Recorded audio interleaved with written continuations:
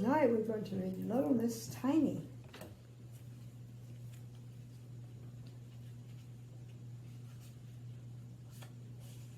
Oh, I like the first page. Little Miss Tiny was extremely small, not very tall at all. She was so very tiny, she didn't live in a house. Do you know where she lived? In a mouse hole in the dining room of Home Farm. Home Farm. Wow, mouse hole.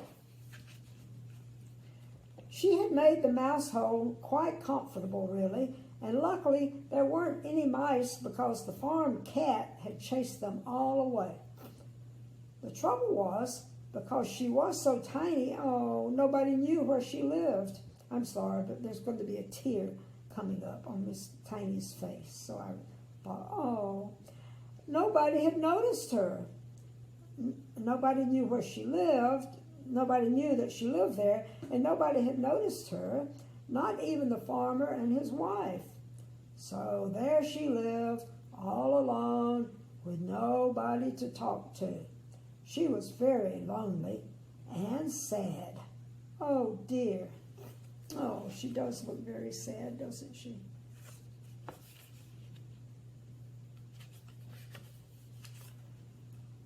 One day she was feeling so lonely, she decided to be very brave and go for a walk. Oh, my goodness. Out of her mouse hole she came. She crept across the dining room and went through the crack in the door and into the hall. Wow, look how small she is.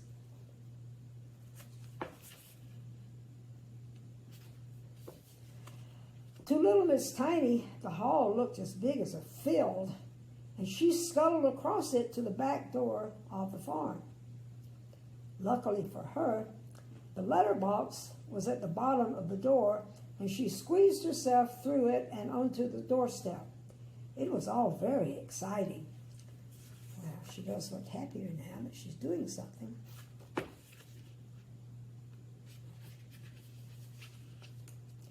And there before her was the farmyard, very pretty. She went exploring. She came to a door with a gap at the bottom and ducked in underneath. See what a pretty farmyard it is? There inside was a pig, a large pig. And if you're as small as little Miss Tiny, a large pig looks very large indeed. Little Miss Tiny looked at the pig. The pig looked at little Miss Tiny. "Oink," he grunted, and moved closer to inspect this little person who had entered his sty.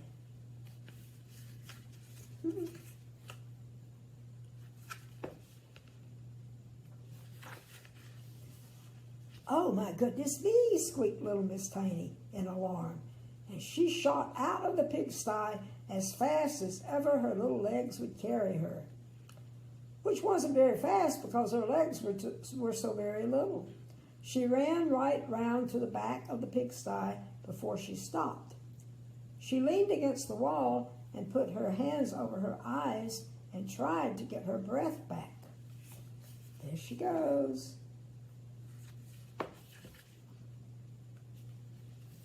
Suddenly, she heard a noise, a very close noise, a sort of breathing noise, very close indeed. Oh, she hardly dared take her hands away from her eyes, but when she did, she wished that she hadn't. What do you think it was there right in front of her, looking at her with green eyes? I wonder what it is. Ginger, the farm cat. Oh, poor little Miss Tiny. Ginger grinned, showing his teeth. "Help!"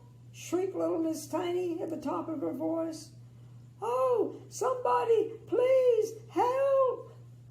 The trouble was, the top of little Miss Tiny's voice was not a very loud place. I made it kind of loud, didn't I? Sorry. Ginger grinned another grin. Oh, my goodness. That's pretty scary. lots of teeth.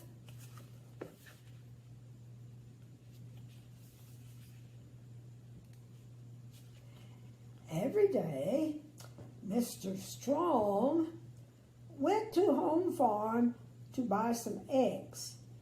He liked eggs, lots of them. And that day, he was walking home across the farmyard when he heard a very tiny squeak. He stopped. There it was again, around the corner.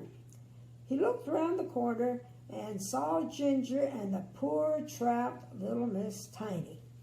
Ah, there's Mr. Strong. Does he have eggs? Oh, he's got his basket with eggs.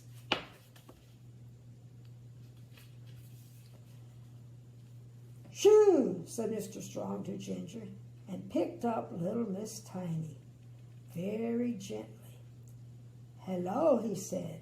"Who are you?" I'm little Miss Tiny." "You are, aren't you?" smiled Mr. Strong. "Well, if I was as tiny as you, I wouldn't go wandering around large farmyards." "But," said little Miss Tiny, and told Mr. Strong about how she was so lonely she had to come out to find somebody to talk to. "Oh dear," said Mr. Strong. "Well now, let's see if we can't find you some friends to talk to." Oh, nice Mr. Strong. I had a crick in my neck. And now, every week, Mr. Strong collects little Miss Tiny and takes her off to see her friends. 3 weeks ago, he took her to see Mr. Funny, who told her so many jokes she just couldn't stop laughing all day. Oh boy, Mr. Funny. I wonder if we can meet him someday.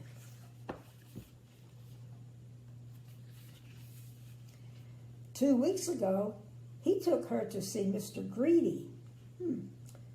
He told her his recipe for his favorite meal. "But that's much, much too much for tiny little me," she laughed. Mr. Greedy grinned.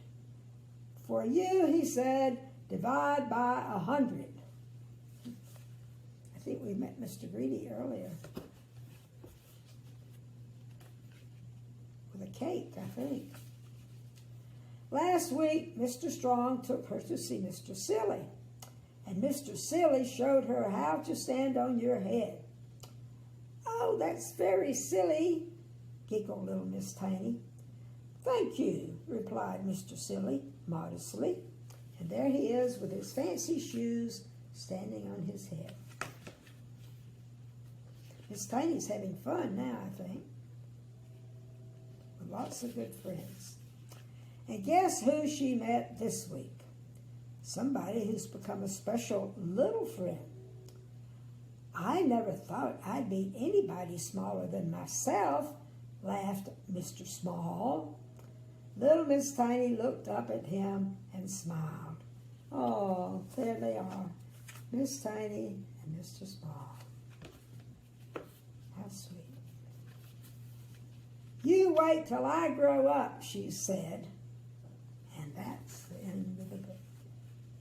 Oh, that was very lovely. All right, good night.